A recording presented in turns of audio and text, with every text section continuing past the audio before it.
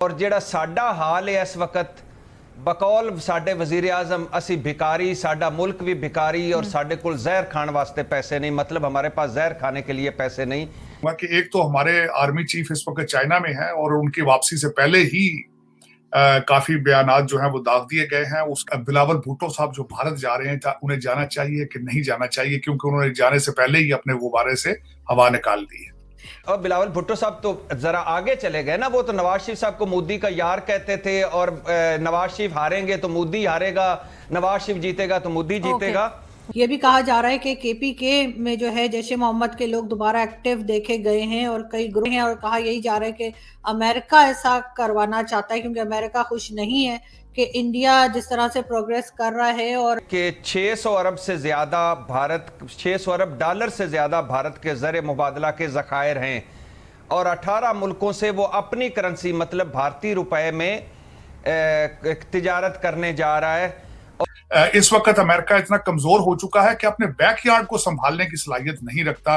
America जो है वो सकत नहीं रखता, वो बिल्कुल बहुत बूढ़ा हो चुका है। जिस तरह के बाइडन साहब बूढ़े हैं, मेरा ख्याल है इसी तरीके से अमेरिका भी बूढ़ा हो चुका है।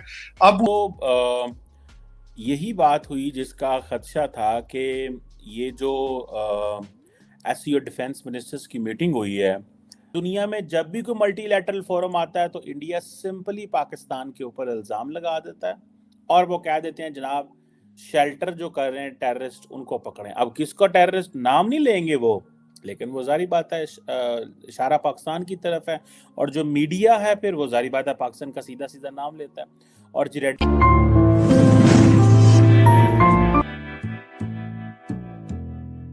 कि एक तो हमारे आर्मी चीफ इस वक्त चाइना में हैं और उनकी वापसी से पहले ही काफी बयानात जो हैं वो दाग दिए गए हैं। उसकी जो मार्शल लॉ की बातें हो रही हैं उसके बारे में बात करते हैं।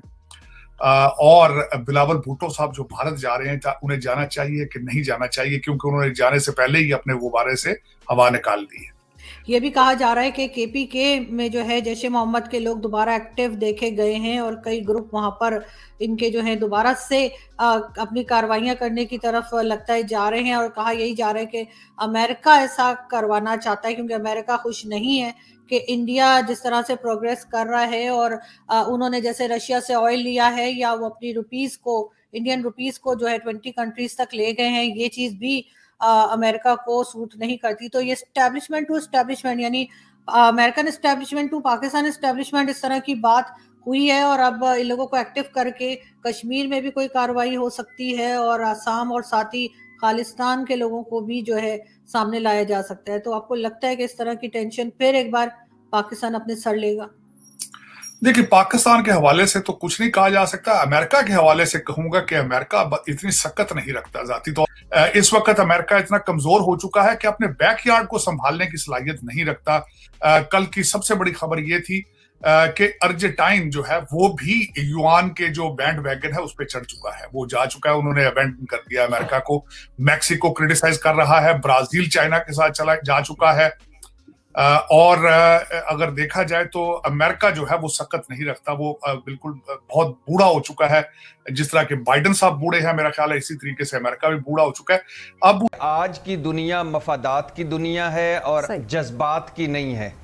और आज की दुनिया जिंदे घर दाने उनदे कमले भी सियाने, और दाणियां दा ये हाल है मैडम शेख के 600 अरब से ज़्यादा 600 अरब डॉलर से ज़्यादा भारत के ज़र मुबादला के ज़खायर हैं और 18 मुल्कों से वो अपनी करेंसी मतलब भारतीय रुपए में तिजारत करने जा रहा है।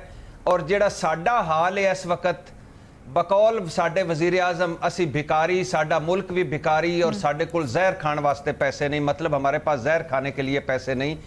तो वो जो हम एक जज्बा ईमानी पर तो हम आज भी बराबर होंगे, मगर दुनिया की नज़र में आज हम कहाँ हैं और भारत कहाँ हैं, हमारे दोस्त कहाँ हैं और हमारे दुश्मन कितने हैं, हम कहाँ खड़े हैं और भारत कहाँ खड़ा है, ये ज़हन में रखिएगा। इस दौरे से होना हमारा तो कुछ नहीं, यानी कोई अगर आप कहें कि इससे कोई जैसे परवेज़ मुशर्रफ जाते गए थे आगरा कॉन्फ्रेंस में, या जैसे एक कोई और इमरान खान कर लें या नवाज शरीफ साहब कर लें या मोदी साहब का आना या कुछ इस तरह की, या वाजपेयी साहब का मीनार पाकिस्तान आना या कोई वो जो एक बैकडोर डिप्लोमेसी चल रही होती थी, तो कोई एक उम्मीद थी कि पता नहीं कुछ बड़ा निकलने वाला है।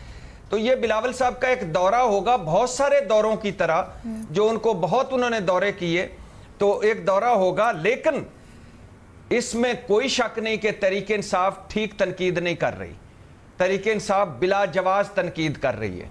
तहरीक इंसाफ सिर्फ सियासत कर रही है, और यही सियासत कल कर रहे थे बिलावल भुट्टो साहब, पीडीएम वाले, नवाज। और बिलावल भुट्टो साहब तो जरा आगे चले गए ना, वो तो नवाज शरीफ साहब को मोदी का यार कहते थे, और नवाज शरीफ हारेंगे तो मोदी हारेगा, नवाज शरीफ जीतेगा तो मोदी जीतेगा। वाइंड अप कीजिए। ये क्यों तनकीद गलत है? ये कॉन्फ्रेंस है, जैसे मजहर साहब ने कहा शंघाई कॉन्फ्रेंस है, वहां अपना कम अज कम एक पाकिस्तान का मौक़िफ़ पेश करने का एक बेहतरीन मौका होगा। नंबर 2, ये कोई कम अज कम थोड़ा सा हमारी भी कोई वहां जहां इतनी बड़ी कॉन्फ्रेंस हो रही होगी, भारत के अंदर हो रही होगी, अगर वहां कोई चंद जुमले बोल दिए जाएंगे तो बेहतर होगा। लेकिन मैडम शेख, ये आप आखिरी बात में वाइंड अप कर रहा हूं, इस खुदा के लिए इस सिस्टम को खत्म करें कि अगर कोई पॉजिटिव चीज हो रही हो तो उसको देखें।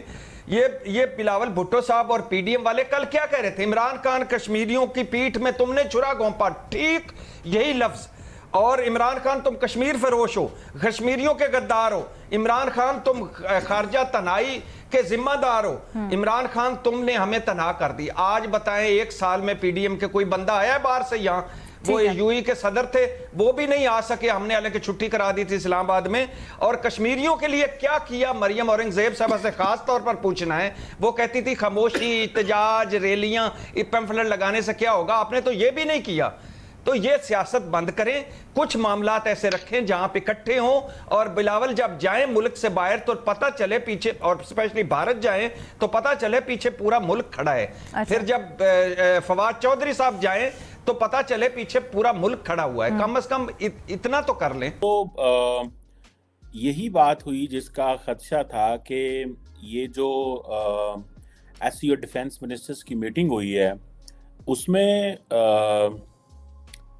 जो भारत के डिफेंस मिनिस्टर हैं राजनाथ सिंह साहब, उन्होंने जो उसका नेटशल जो कंक्लूजन निकाला है, जो जिस्ट ऑफ द थीसिस है, जो जिस्ट ऑफ द मीटिंग आप कह लें, वो ये निकाला है जनाब। वो ये कहते हैं कि आप सिंपल सी, इस वक्त पूरे इंडिया के अंदर एक ही चीज़ चल रही है कि वो ममालिक जो दहशत गर्दों को शेल्टर करते हैं, उनके ऊपर उन्होंने इल्ज़ाम लगाया है कि उनके ऊपर रिस्पॉन्सिबिलिटी फिक्स करें।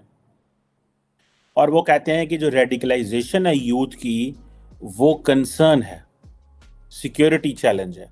बेसिकली वो जो कश्मीर के हवाले से जो यूथ की बात कर रहे हैं कि वहाँ पे जो यूथ है वो रेडिकलाइज हो रही है और वो कॉज ऑफ कंसर्न है। सो उन्होंने डिफेंस मिनिस्टर राजनाथ सिंह साहब ने बेसिकली जो एससीओ की जो मीटिंग है, इसको अपने उस फ्रेमवर्क में लेके आए हैं जो वो चाहते थे। अब पाकिस्तान की वहाँ पे एब्सेंस है, पाकिस्तान ने वर्चुअली एड्रेस किया है, डिफेंस मिनिस्टर को भी नहीं भेजा, minister for state for defence को भेज दिया है, और पाकिस्तान का मौक़िफ़ देने वाला भी कोई नहीं है। इससे तो पता ये चलता है कि बिलावल भुट्टो जरदारी के लिए मसाइल ज़्यादा सख्त होंगे। क्या पाकिस्तान वहाँ पे मीडिया, अगर पाकिस्तानी डिफेंस मिनिस्टर वहाँ पे होता तो मीडिया से बात करता, इंगेज करता, और जिसे वो कहते हैं ना, एक अपना पर्सपेक्टिव देता कि जी दुनिया में जब भी कोई मल्टीलैटरल फोरम आता है तो इंडिया सिंपली पाकिस्तान के ऊपर इल्ज़ाम लगा देता है और वो कह देते हैं जनाब शेल्टर जो कर रहे हैं टेररिस्ट, उनको पकड़ें। अब किसको टेररिस्ट नाम नहीं लेंगे वो, लेकिन वो जारी बात है इशारा पाकिस्तान की तरफ है, और जो मीडिया है फिर वो जारी बात है पाकिस्तान का सीधा सीधा नाम लेता है। और जी